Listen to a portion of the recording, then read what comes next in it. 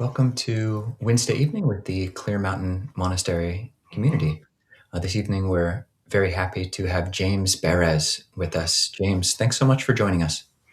A real pleasure. So I'll read James' biography. So James Baraz is a founding member of the Spirit Rock Meditation Center. He started the Community Dharma Leader program, the Kalyana Mitta Network, the Spirit Rock Family program, and helped create the Heavenly Messengers training program. James serves as a guiding teacher to One Earth Sangha, a virtual EcoDharma Center devoted to Buddhist responses to climate change. He co-authored Awakening Joy and Awakening Joy for Kids, and also leads, I think, yearly online courses on Awakening Joy since 2003. So, James, we're really happy to have you here. And as people can hear, if they don't yet know you, this theme of joy is one which has been a through line, it seems, in your Dharma life. But just reading actually the preface, the intro to Awakening Joy, it sounded like there was maybe a somewhat long, significant period in your practice when joy was not there. I think you talk about being dead, all caps, DEAD, serious about meditation, and that joy was not really a part of your meditation life, your Buddhist life, your contemplative life. Can you talk a bit maybe about that period before we go deeper into joy, and maybe curious also what changed? Sure. I'm getting an echo. Oh, no, now I got it. That's good. Yeah, first, just want to say it's a real pleasure to be here and to hang out with the two of you. I've been really enjoying getting to know you through your recordings. I love your 10-minute Majjhima and all the other beautiful work that you've been doing. So just so happy to spend the time. As far as joy, yeah, it was a bit of a trajectory. I came to Buddha Dharma first from where I really got into the Dharma was through a bhakti vehicle, reading Be Here Now in the early 70s. It came out in 71, and it was like my Bible for it's always been my Bible in a way, but for those first few years, and then went out to Colorado, and when Naropa was first starting, and asked Ram Dass, who was one of my two teachers, about meditation, because I'd been doing transcendental meditation, and he said, "Okay, check this guy Goldstein out, Joseph Goldstein. He's pretty good." And Joseph had just come back from Asia, and when I heard the Dharma in that summer of 74, it was like coming home. And I had found what I was looking for. And for quite a while, I had a pretty long honeymoon period. As people sometimes, when they discover the Dharma, they say, this is it. And just screaming down the streets, you just have to be mindful. You just have to be mindful. And, I love to turn people on to things that I believe in. So that was the best thing I could think of. That lasted for probably about 10 years in that level. And I was teaching at some point during that time. Then at some point I did lose my joy. And for me, and it can happen in many ways, but I became very serious about my practice, as you quote me, dead serious. I think actually Ajahn Sumedho was the one who I might have lifted that from him somewhere in my brain cells. But I took on a more strict Burmese style approach to practicing with some really great masters, one of whom is sitting a 3-month retreat, and every evening at the end of his Dhamma talk, he'd say, as I recall, may you attain nibbana and speedily escape from the woes of this world. And the message was, get out of here as fast as you can. And there I was having a very deep retreat, actually, but getting that message that it's not okay to delight in life and celebrate life, which had been a very big part of my nature. So it was a little confusing. It was very confusing. And I was teaching, even though I understood on a conceptual level otherwise, there was something somatically that felt out of sync, because I was getting this subtle message, no, it's not okay to enjoy life. And I do enjoy life, whether it's music or sports or, loving life. I do have a bhakti nature. And then, but hanging in there and, believing in the Dharma and believing in practice. And it wasn't really until actually what brought me back, a few things brought me back. One, it was seeing, okay, this can't be what the Buddha spoke about, was talking about, because he was called the happy one. He wasn't called the joyless one. And he talked a lot about joy. So actually, it wasn't until I met another teacher, not a Buddhist teacher. Maybe I'll hold this up. This is another one of my teachers. Punjaji? Punjaji, yeah, Papaji, HWL Punja. Papaji, an Advaita teacher, a disciple of Ramana Maharshi, or Dharma heir of Ramana Maharshi, and he helped me break the spell.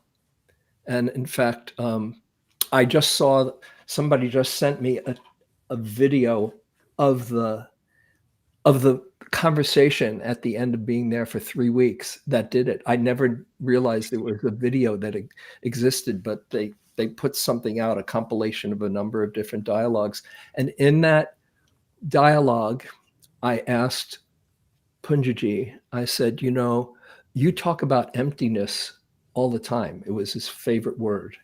And I said, I have one last question, because he said, give me your questions. Give me all your questions. I said, I have one last question. Give me your question. I said, when Buddhists speak about emptiness, and Buddhist teachers, there's this solemnity, this seriousness, just the profound understanding of emptiness. You talk about emptiness and you're laughing and you're having just a great time. Why is your emptiness so much more fun than mine? What I've been going through, or what I think Buddhists often present, Theravadan Burmese Buddhists, and in that I was exposed to, not all of them, but that was what I was exposed to. And he said, if you've touched emptiness from the stillness of a meditation cushion, it can easily be misunderstood that is the real access to emptiness, and that appearances are less noble, less refined. That's just a distraction. And he said, my emptiness, nothing is rejected from my emptiness. My joy, my sorrow, my love, my anger, nothing is rejected. And then he would laugh, ha, ha, ha, ha. And it helped, it broke the spell to see, samsara and nirvana are one. And, it's like yeah, or there are all these teachings. If you hang out with the Tibetans, or you hang out with Ajahn Chah, who laughed a lot, then it brought me back to myself. So that was when I decided, okay, where did I miss the point here? And I want to see just what the Buddha did say about joy, not just the quiet joy on the cushion, but being alive and being fully engaged in life. That started me on that other direction in my practice. Thank you, James. Your trajectory is one that I think mirrors many of ours. The Buddha speaks about the Cetokila in the Majjhima Nikaya, like these barrennesses of the heart, like, land that hasn't been rained on for months at a time. And, so many of the words, you're right, he speaks about joy all the time, but there's all these words he uses. There's piti, rapture, refreshment in meditation, or sukha, pleasure, compared to water. And you speak about that visceral sense. There's pamoja, there's mudita, rejoicing, there's gratitude, which you speak of.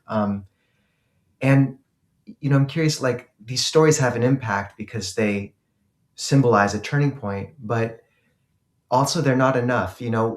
For you then really moved at least as far as I understand, much of your intention towards drawing out these modes of joy and awakening joy, these fundamentals of 10 ways of people accessing that well-being, and even in the midst of a very difficult world, and the woe-filled world, or whatever the teacher was referencing there. So what practical means would you give people in terms of finding that joy in their life when their practice had become dry, or where they really were up against that same barrenness of heart?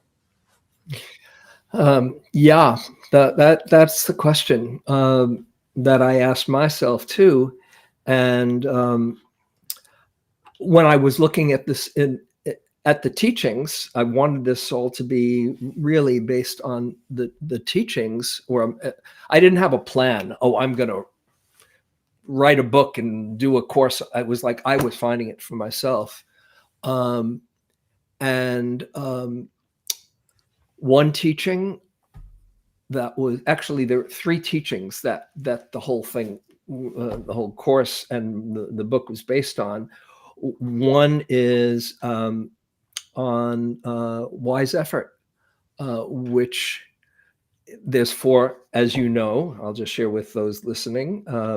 There are four components to wise effort: guarding against the unwholesome, overcoming the unwholesome when it arises, cultivating the wholesome, and the fourth, that doesn't get a whole lot of airplay, maintaining, and in some translations, maintaining and increasing wholesome states when they arise. What is that about, maintaining and increasing a wholesome state? How do you do that? And then I came across another lesser known sutta. I'm sure you know it. You'll be getting to it probably in another couple of months. It's Majjhima 99.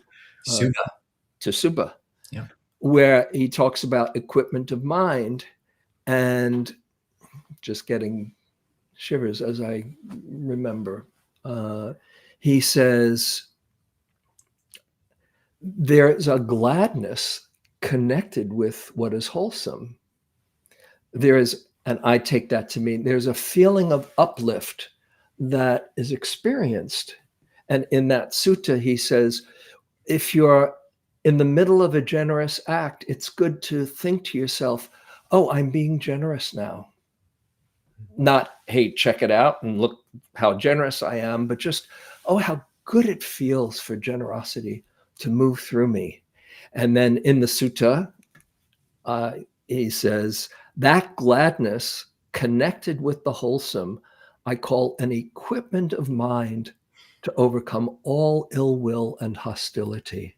One gains inspiration in the meaning, inspiration in the Dhamma.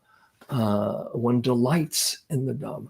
So that was a key, because that gladness is more than just an idea. It's a somatic experience.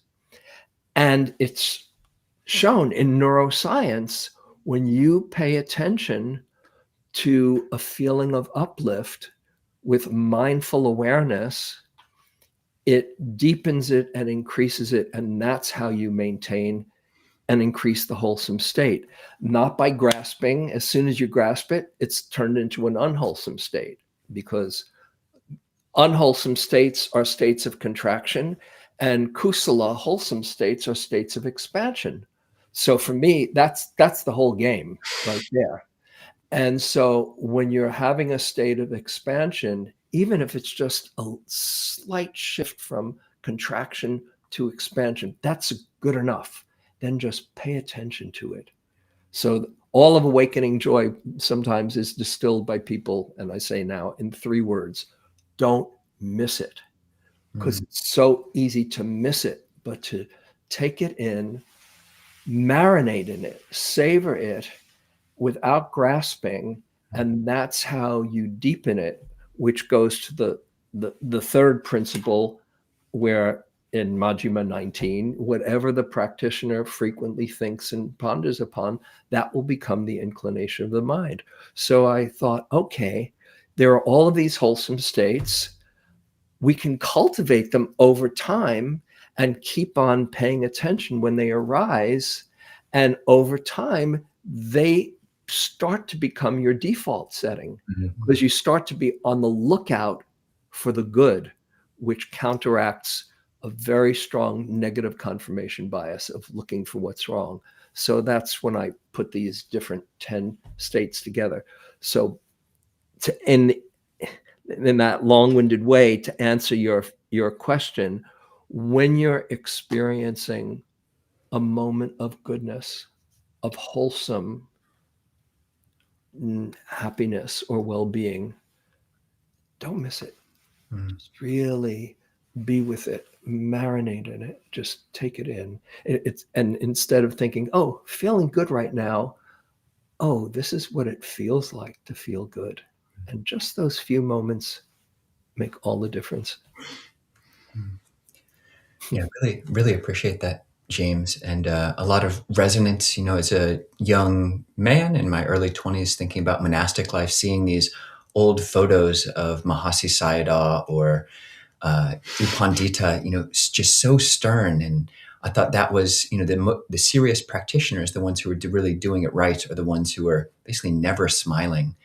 And I think it was a good fortune, maybe for both of us, but certainly for me, to come to these Ajahn Chah monasteries and meet Ajahn Pasano, a direct student of Ajahn Chah, who, had seen people picking up Buddhism, and especially monastic Buddhism, but also just Burmese flavored Buddhism in the ways that we pick it up in the West. He's seen people try to do that hardcore way, like super serious. I'm the most serious because I don't smile mode of things. And one of his teachings, which I really took to heart and was so good for me, was he says, people in America, they think that once I get my meditation together, then I'll be happy.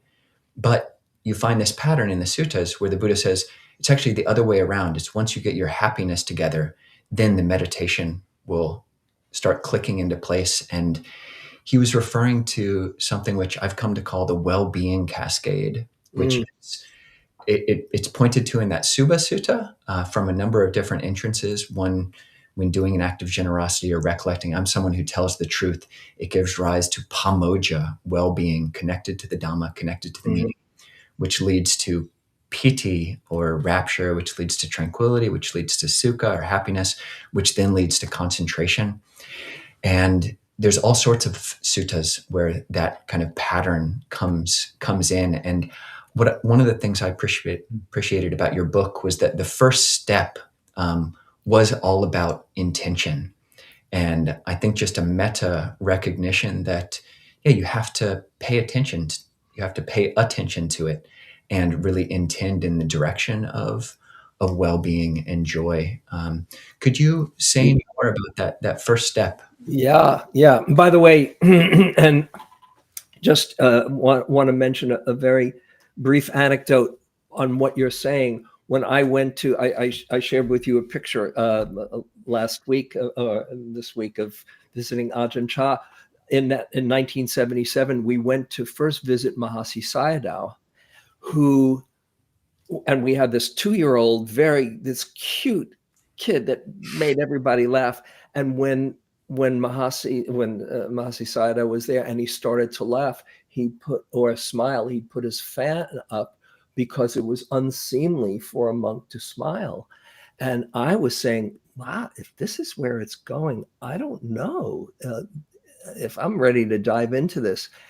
Fortunately, then we visited Ajahn Chah right after that. And Ajahn Chah was laughing and just so light and deep. And I said, okay, if this is where it leads, I'm in. So, but I forgot about that part when I got into that very serious stuff after being with the Burmese. But yeah, so just reframe the question one more time as far as the. If you could, thank you for that anecdote. And I was wondering, I would love at some point if you could flesh out that scene of meeting Ajahn Chah. I think I've heard about the different Dhamma teachers that went there in 1977, but wasn't exactly who all went and how long you stayed, and if Ajahn Babakaro or Ajahn Sumedho were translating. So would like to hear more about that, but also the question was about intention in general. Yeah, intention. It all starts with intention. That's, the Buddha said, intending, I tell you, is karma, through body, speech, and mind. Or the Tibetans say, everything rests on the tip of one's motivation. So that makes complete sense to me. It's one thing to know the teachings and to be inspired by them, but to connect it with a decision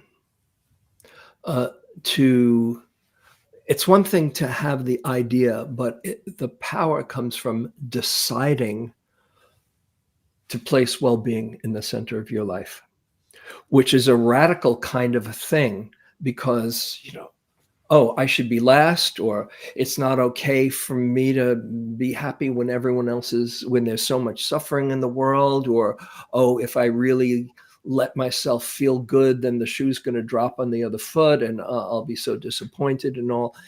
Or we just postpone it. When I find the right partner, when I get the right job, when I retire, then I'll be happy. And as the Buddha saying, no, okay, right here, right now, have the intention, not out of selfishness, but actually out of a generosity, because everybody gets the benefit of your well-being,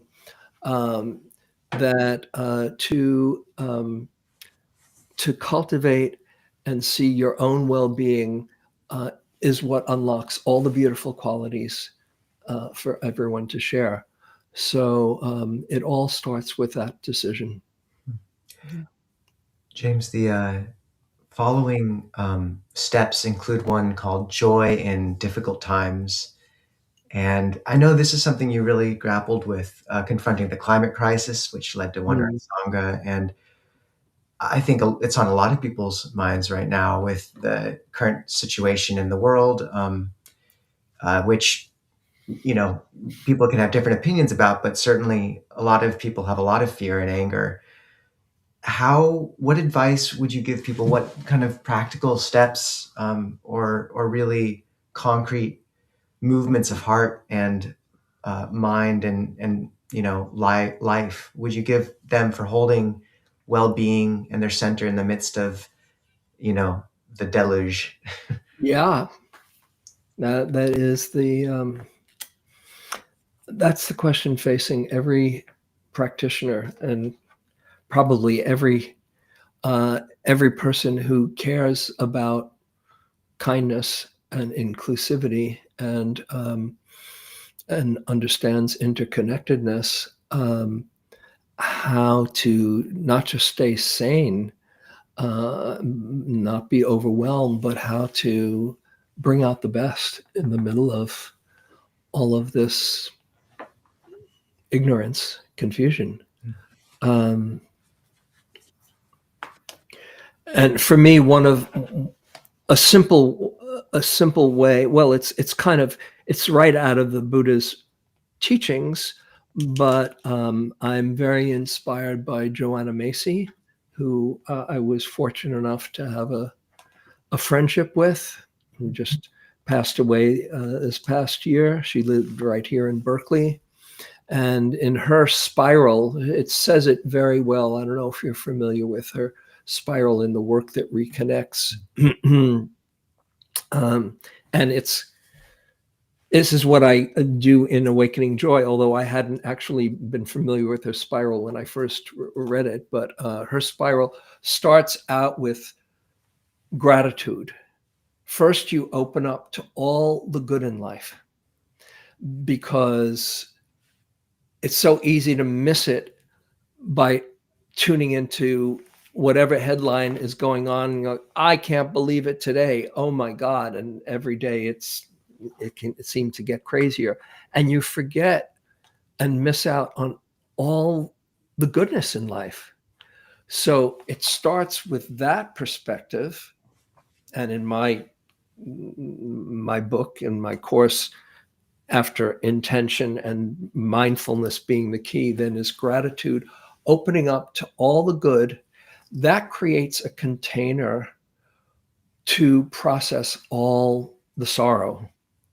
One Tibetan teacher, Sokni Rinpoche, talks about gratitude both to the lineage and to life as kind of like putting out your satellite dish, where you're saying, thank you. And when you say thank you, then all the blessings of life can be received. But if you're going around, oh, we're doomed, and there's no hope, and oh, there's this wrong and that wrong, you can't even receive the blessings of life.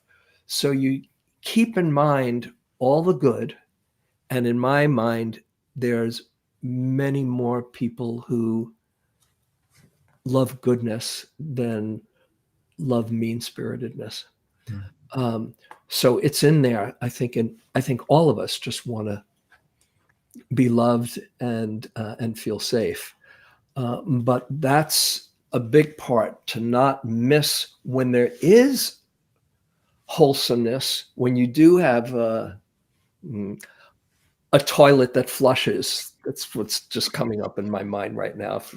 I'm not censoring myself, or food that is healthy, or medical care, or access to, there's so much to tune into. And that bigger container helps you then honestly process all the pain. And you can't bypass that. If you do, you're just living in denial. And that's why the Buddha started out with the first noble truth. Yet the more you understand and can not be afraid of suffering, the more you come to the end of suffering.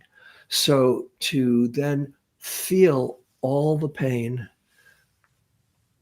in a skillful way, where you know your window of tolerance, but feel it, process it, honor the sadness. It's what deepens your compassion. Then every moment counts. When things are difficult, when it's the unpleasant Vedana, okay, I learn patience and courage and compassion. When it's a pleasant Vedana, I learn gratitude and joy and delight. So every moment counts. And that's what I think the curriculum here is for humans on the planet Earth. 10,000 joys and 10,000 sorrows. And they both make us fully human. So then you're processing that, but not getting stuck there. That's the thing. You don't want to get stuck there. And you need to remind yourself all that's good from time to time, or as much as can bring you balance and a big enough container to hold and not be overwhelmed by all the sorrow.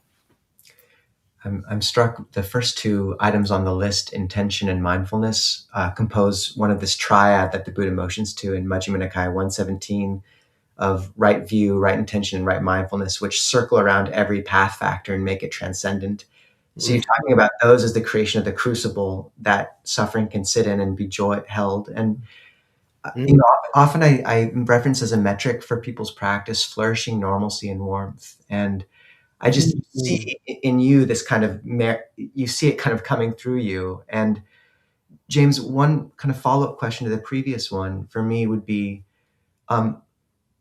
you may have some skillful means for people to cultivate that gratitude, that fourth right effort of, amplifying wholesome states in daily life, like a gratitude journal or something. But in meditation, how do you tap into that joy? If someone's been following the breath and it's dry, or trying to use the metta phrase, but it just stopped working 2 weeks ago, what instruction do you give a meditator for finding piti, pamoja, and sukha? Well, first, kind of what I was pointing to before, you can't force it. People say, I'm trying so hard to be joyful. It just doesn't work. So you start with, as Pema Chodron wrote, you start where you are. And you just hold whatever is here. If it's dry, you hold the dryness with interest, investigation. That's, for me, a key. The second factor of enlightenment, investigation, where you're just curious.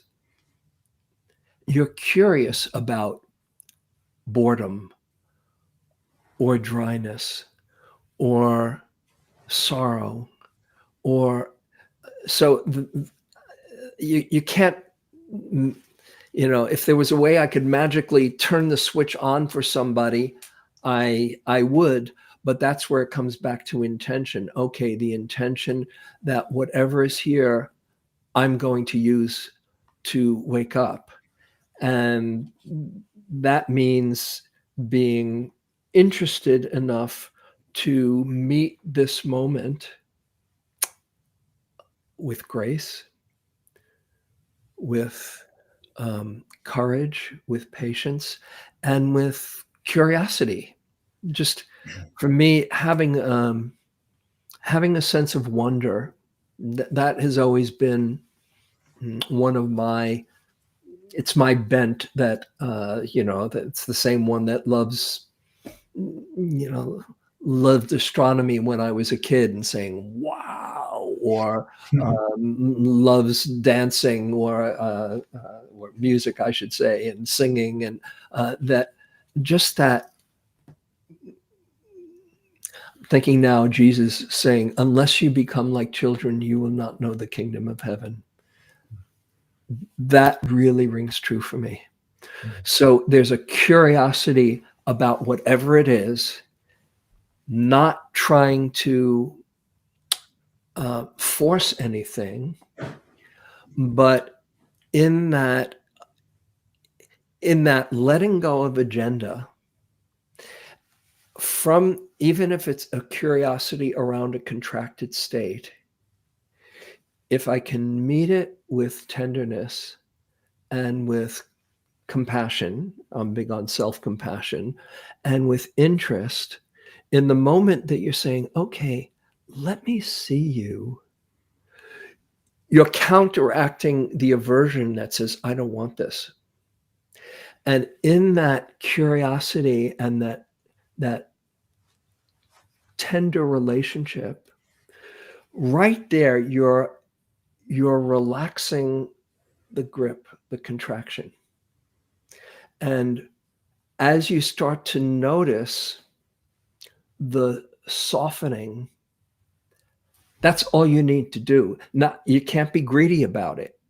Oh, good. Now I'm getting, no. You just pay attention and noticing, it's much better to pay attention here and to see what's going on and to meet it with friendliness. And sometimes people get impatient and say, I'm feeling so lousy. I want to just open my heart and love the world. And, I say, don't go for a gusher. Just go for the slightest softening and relaxing of that aversion, and then pay attention to how good that feels to not be caught in aversion and to just enjoy it and to be right where you are. And in that, if you can be right where you are with kindness and patience and interest, everything changes. We know that. And then you just surrender or trust that the awareness can meet this moment wisely. And then when you do start feeling, oh, I'm feeling better now, don't miss it. James, you mentioned curiosity, and a lot of people who are moving into Buddhism, certainly in America, they're not yet Buddhist. They're just Buddho curious. And it's just one curiosity among many. There is a high overlap in the Venn diagram of American Buddhist interests in activism as well. And you have that aspect of yourself as well, work with the One Earth Sangha.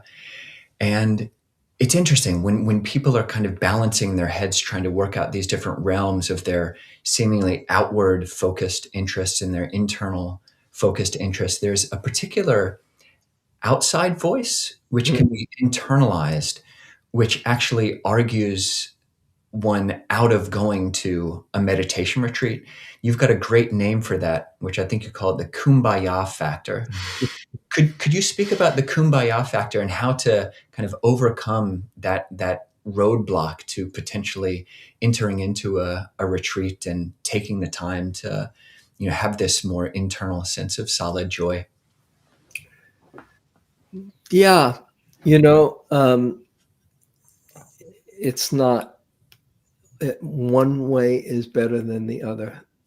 In my mind, they're both vital, because it's so easy to get spun out with the stimuli and just keeping up with life, let alone the news, that we need to take a break from there was that place, Stop the World, I Want to Get Off.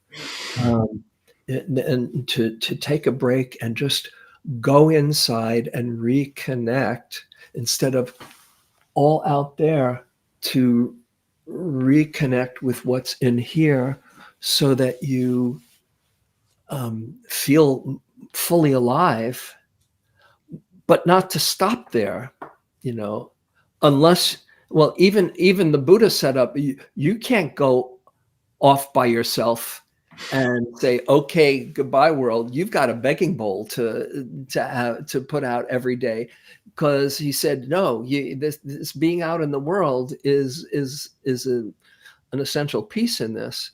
So you go inside. For some, it might be going inside for a long time to go very deep. And I've been fortunate enough to have a number of periods that were transforming for me. But if it's only that's half the story. And if you put in later on, for me, I read most every retreat. At the end of the retreat, I read an excerpt from Bhikkhu Bodhi's essay, A Challenge to Buddhists, where he says, if you think this is a private journey just for those fortunate enough to meditate, you're missing the Buddha's message, and it's only half of the task, but it's to care for all the suffering in the world. You are connected to it all. So you don't want to be just going inside, and you don't want to just be going outside. There's that balance that really nourishes the inner world, so you come from a much more balanced place and a much more centered place and a much more effective place in your engagement. And for me, engagement is a very key piece of this all. I can share you again another story that might be useful for people. When I first got into understanding about the climate crisis emergency now, and then it was just a crisis, and it was like, whoa. I read Bill McKibben's book, Earth with 2 A's, because it's kind of like the facsimile of how Earth has been, where we're headed, right? And I read that book, and it really shook me. And just saying, whoa, I've been, teaching about joy, and like, I knew that it was bad, but that it, sometimes you read something and it just hits in a whole other level, where it's not just here, it's here all through me. And I was fortunate enough to connect with this friend, Lou Leonard, one of the co-founders of One Earth Sangha at that time, before One Earth Sangha existed. And he was the climate manager for World Wildlife Fund, and also a very dedicated practitioner. And he was at Spirit Rock, and I I got him. We were in the council house together, just the two of us. And I said, Lou, whoops, I get it. Well, that's the Dharma saying, okay. I said, I get it. We're really in trouble. And I don't know what to do here. All I've been doing is sharing the Dharma and teaching awakening joy. Tell me what I can do that will really make a difference. And he said, James, joy might be one of the most important things we need to remember. So you go on teaching about joy. And I said, whoa, okay, I can do that. And that's been my koan for these last 15, 17, however many years. Oh, okay. I want to teach about or share about all the good in life. And this is about showing up in this time of need. I visited Joanna Macy in March. She passed away in July. And I asked for her blessing on this program. Spirit Rock has been given a grant to create a climate program, a robust climate program for 3 years. We're in the first year of it now, and it might go for 10 years if we do it right these first 3 years. And I visited Joanna Macy, and I said, could you give a blessing on this program? And I have it on I've recorded on my phone. It's one of the most precious things. This 2.5 minutes of brilliance. And she said, you're talking about being alive.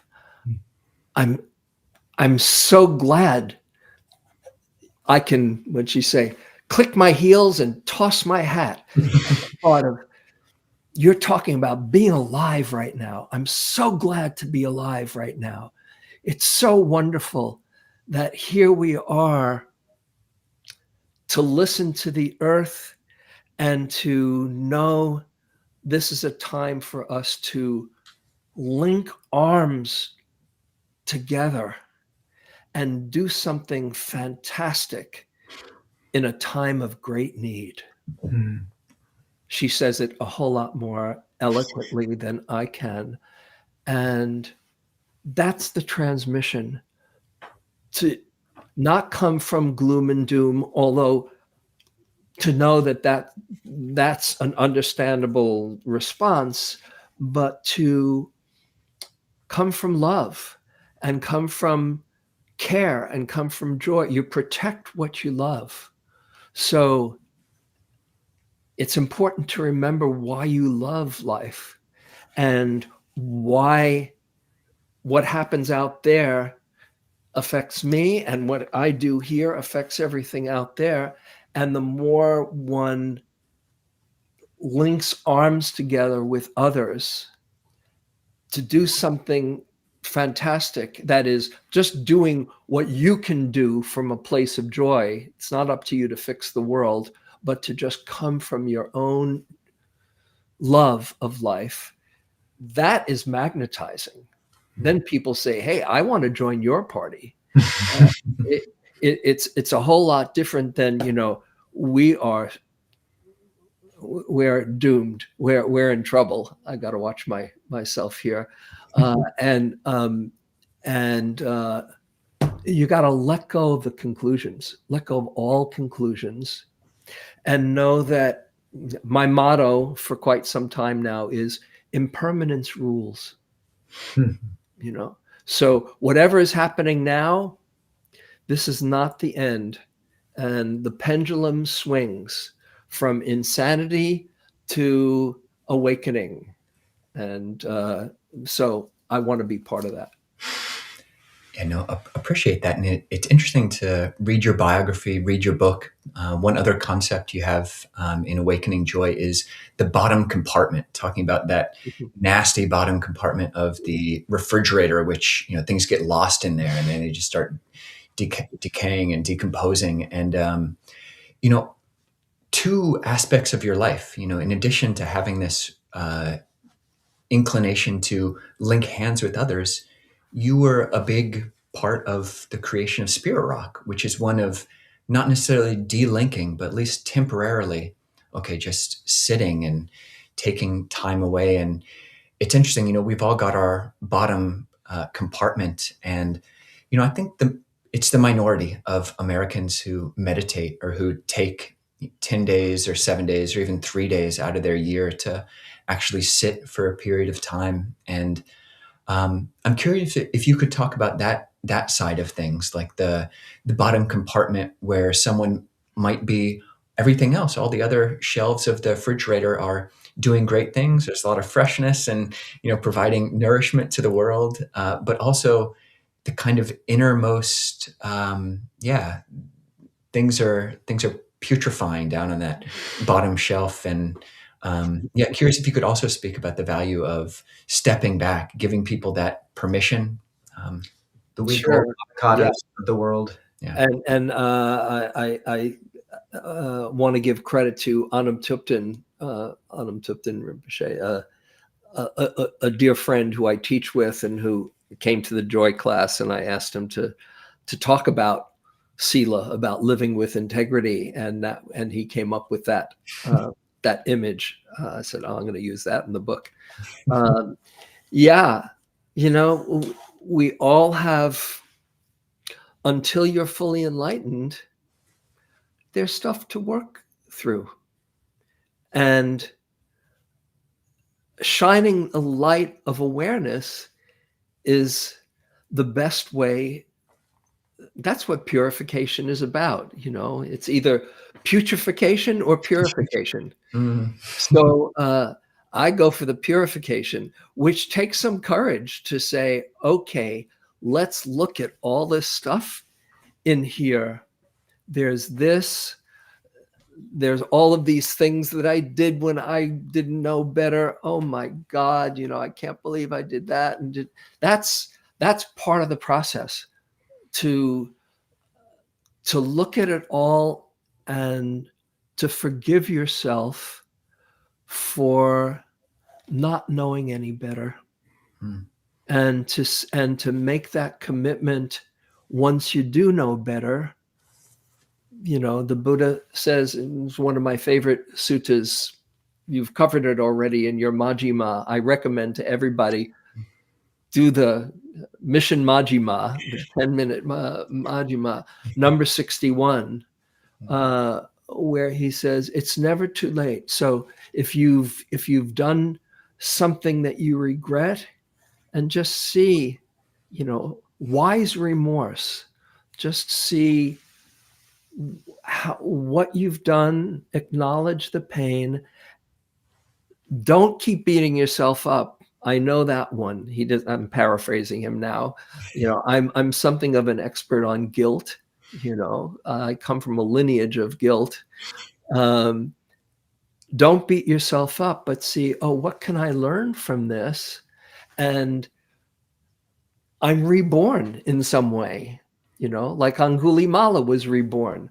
Okay, from here on in, I've learned, as one of my teachers says, as long as you're learning, there are no mistakes. And when I look back and I cringe and I say, I can't believe I did that. Cringing is a good sign. It means you're no longer that person. Yeah. Mm-hmm. Sorry. Yeah, go ahead. One thing I wanted to, it's been a while since we've had refrigerators with lower shelves, but I do recall the anicca of avocados. With one question I wanted to ask James is, before we started the conversation here, we were talking a bit about the creation of Clear Mountain, and then you're kind of navigating the creation of Spirit Rock, and just this sense of, I think the way you put it was clear we weren't writing the script. Speaking of yourself and how, my father says this project is impossible and inevitable at the same time. Like there's something that really feels quite profound in that. And one aspect of this brightness that holds the heart, I find that's not spoken about in the West at all, is the realm, of devas and the supernatural and these deep karmic currents, which I know the first generation of Dharma teachers was quite hesitant to teach to or to speak to, and perhaps some, including yourself, I don't know, where your belief lies in those things. But if I could, what is your relationship to those hidden brighter elements which the Buddha spoke about, and whether do you believe them, literally, or if you do, do you have any stories for us, James? Recollection of devas is one of the paths to pamoja, or well-being. So, well, and first I just want to acknowledge you just discovered this piece of land, or are now committed to building a monastery on this piece of land, not that far from Seattle, and that's so exciting. And so I have some real mudita for you. And going back to when we were first looking for land at Spirit Rock, in that same way as you're pointing out, before I get to the devas, it wasn't like, can we really do this? This is honestly my internal experience. It was, of course, this is going to happen. That might have been. It wasn't hubris, because it wasn't us. It was just. I mean, retreats. We would be renting places, and they'd fill up, and have waiting lists and all. And it was inevitable. It didn't seem impossible. It just seemed like, okay, we just show up and do our part. And the Dharma, I did have this belief, the Dharma wants to do this. Now, whether, I don't know if I could say the devas, but I do believe in something much bigger than us. And to trust that there, I've had some discussions with Joseph Goldstein about this. I believe there is a benevolence to the universe. Albert Einstein said, perhaps the most important question a human being can ask is the universe friendly or not? I choose to believe that it's friendly, because underneath all the sorrow and joy, there's peace.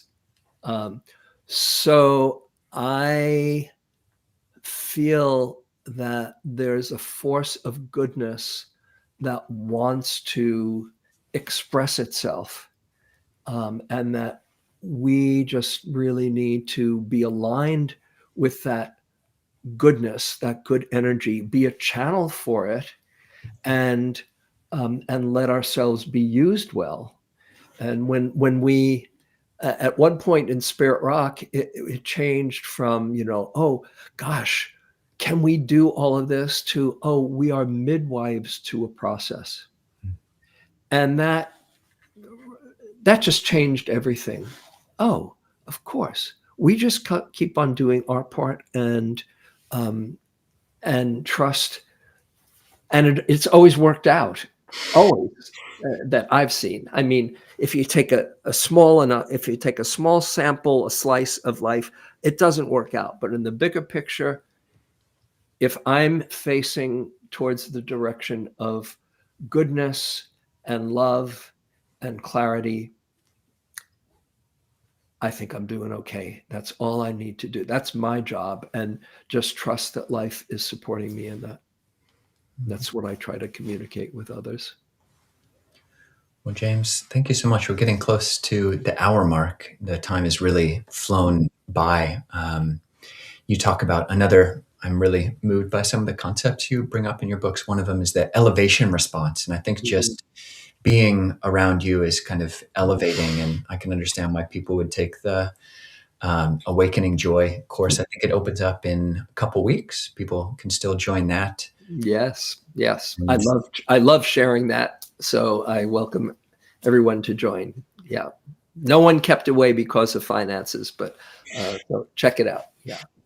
Yeah. Thank you for that. And yeah, just one final concept, at least for me, is just that of abundant enoughness, which, is one which I feel like the project of Spirit Rock, the way it was started, and how we're hoping to start Clear Mountain, it does seem, as Ajahn Nisava's dad says, inevitable, impossible and inevitable. But, it seems like it'll happen. And once we get it, there's not really much there. So we're just going to have to be forced into our enoughness. But I think it'll feel very abundant. So, yeah. Blessings on that project. It's really exciting, and I hope to come up and visit sometime. That would mean a lot, James, and for what you've given the Dharmic landscape in North America, and kind of bringing this aspect of joy that's so missing, and not a joy that ignores the difficulties, but you really, having spoken to this race between consciousness and fear, and when you say, let's do something marvelous, I believe it. So yeah, please come and visit us soon. Go team. Yeah. And for those who want, actually, James is going to stick with us for Zoom. So I just pasted the link into the chat for those who want to join for a more intimate 45 minutes or so. And we'll just get to do that. And we'll see you over there, James. And please come visit us soon. And thank you so much for joining us. Thanks so much for having me.